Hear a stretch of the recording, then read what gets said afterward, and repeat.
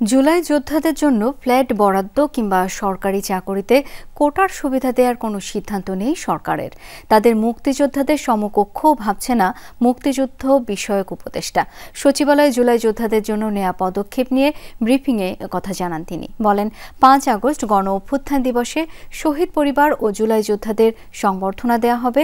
উত্তরাধিকার আইন অনুযায়ী শহীদ পরিবার পাবেন সরকারি অনুদান। প্রাণ ইউএইচডি মিল্ক, শুদ্ধতায় ও মমতায় সবসময় সেরা স্বাদে।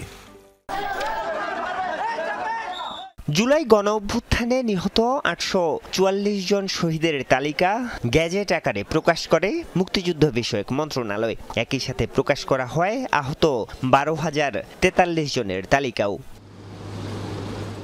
শহীদ ও আহত জুলাই যোদ্ধাদের ভাতা অনুদান দিচ্ছে সরকার। এক্ষেত্রে সরকারের নেয়া পদক্ষেপ তুলে ধরেছেন মুক্তিযুদ্ধ বিষয়ক উপদেষ্টা। জানান, প্রত্যেক শহীদ পরিবার পাচ্ছেন এককালীন 30 লাখ টাকা, আর ক শ্রেণীর আহতদের দেয়া হচ্ছে 5 লাখ। খ শ্রেণীর জন্য 3 লাখ এবং গ শ্রেণীর জুলাই যোদ্ধারা পাচ্ছেন 1 লাখ টাকা করে।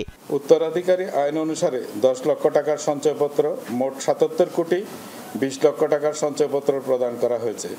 অবশিষ্ট 72টি শহীদ পরিবারের মধ্যে পারিবারিক ও ওয়ারিশগত জটিলতা নিরসন করে সঞ্চয়পত্র প্রদানের প্রক্রিয়া চলমান রয়েছে।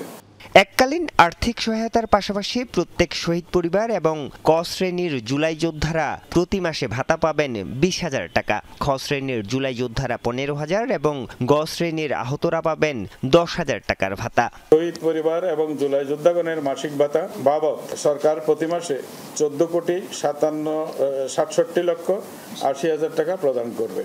উপদেষ্টা জানান, জুলাই যোদ্ধা ও শহীদ পরিবারের পুনর্বাসনে নানা উদ্যোগ থাকলেও তাদের কোটায় চাকরি বা ফ্ল্যাট দেওয়ার কোনো সিদ্ধান্ত নেই। মুক্তিযোদ্ধাদের সমকক্ষও ভাবা হচ্ছে না তাদের। মুক্তিযোদ্ধারা মহান, তাদের অবদান এটা অনস্বীকার্য, এটা সার্বজনীনভাবে চলবে। এটা নিয়ে এখানে এই প্রসঙ্গটা আসা ঠিক নয়। না, কোনো কোটা থাকবে না, তাদের যোগ্য অনুসারে আমরা দেবো। এটা তো অনেক বেশি না, মাত্র সামান্য কয়জন।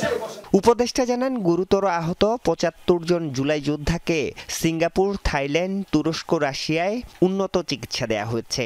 এর জন্য খরচ হয়েছে 78 কোটি 52 লাখ টাকা। ধন্যবাদ। আরিফুর রহমান সবুজ, যমুনা নিউজ, ঢাকা।